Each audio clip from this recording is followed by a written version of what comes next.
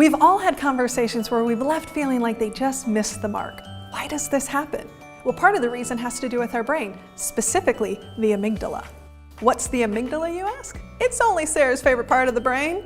The amygdala is the part of the brain that is constantly scanning your environment for threats so that it can move you into action so it can protect you.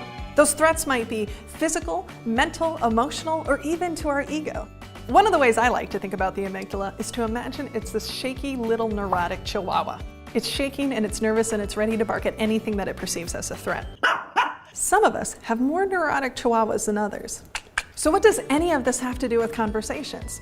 When our amygdala is triggered, it hijacks our brain. It pumps our body and our brain full of these chemicals and hormones that shut down parts of our brain. So we lose access to things like logic and reasoning, problem solving, listening, and empathy.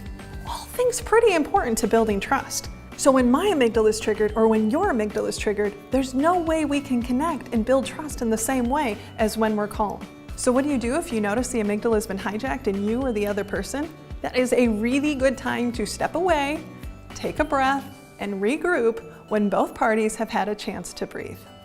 Here's your challenge. I want you to do an amygdala audit.